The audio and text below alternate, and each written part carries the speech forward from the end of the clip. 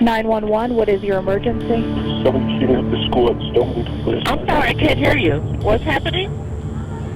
School's being shot up. It's being shot up. Are you at the school? I can't hear you. Are you at the school? The national average law enforcement response time is 3 to 5 minutes. We also know that the average duration to an actual violent critical incident is 5 minutes long. So it's you that are the true first responder. ALICE is a proactive option-based strategy training program.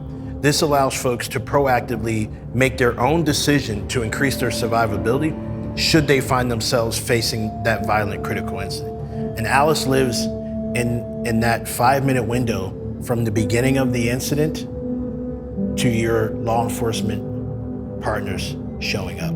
My name is Brandon Roan. I was a police officer for 16 years, operations captain, and I got involved in ALICE in 2015 as a police administrator needing a program to implement in a rather large school district.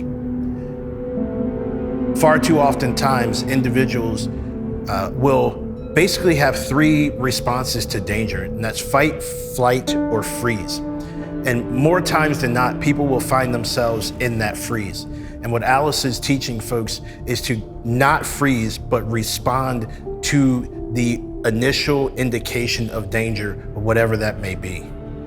Think about your organization. You have fire extinguishers and pool stations and AEDs all around your organization. Why is that fire extinguisher there? Is somebody assigned to go grab that fire extinguisher and stand at the door and hand it to the firefighter that comes off the truck so they can go put the fire out? Absolutely not. That fire extinguisher is for the people that are already on scene that can increase survivability by starting to put that fire out and mitigate that situation. We realize that every response is not going to be the same for every individual. And so when we look at age and ability appropriate, when you think about a 5-year-old kindergarten student or a 6-year-old first grade student, the response options work for everybody, but it's how we train those individuals. And we train them at appropriate level that they can understand, that they can actually perform the task and be able to understand what is happening. They sometimes don't have the physical ability to fortify and barricade their own classroom door. Sure, they can run, right? We all know kids can run. They do it every single day, so they can evacuate. And so we tailor the program to the ability of those students. With the ALICE training at Navigate 360, we really take a hard look at trauma and addressing it, and knowing that people experience trauma in many different ways, in many different forms. And when we identify that we are able to recognize, realize, respond to it, and really give that person the best opportunity in the training to increase their survivability, just like everyone else. So when you think about the awareness and communication piece, that alert and inform, that alert, that is really any stimulus that you're receiving, whether it be auditory, visual, sense of smell, taste, touch, whatever indications you receive that tells you that bad stuff has started. And based on that alert or that information, you're gonna choose one of those or multiple response options. ALICE could be delivered in several different ways. One of those is on-site, which is a national trainer coming out to your organization and teaching the folks within your organization. Also, ALICE could be delivered to your organization by way of ALICE certified instructors, or ACIs.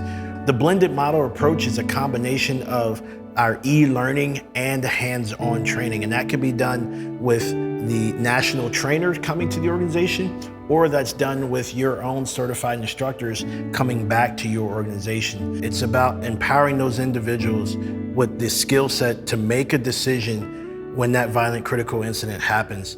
And it's really simple. It's remove yourself from the dangerous location or render that location no longer dangerous. So the question you have to ask yourself as a leader is, how much is a human life worth?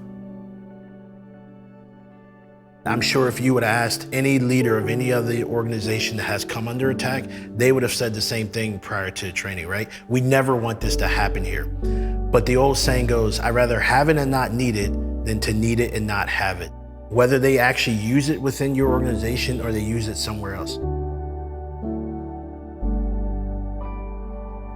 When I sit across from individuals and I have an opportunity to hear their story, and they say things like, you know, if it were not for this training, I could have been a casualty. But this ALICE training worked. It saved my life.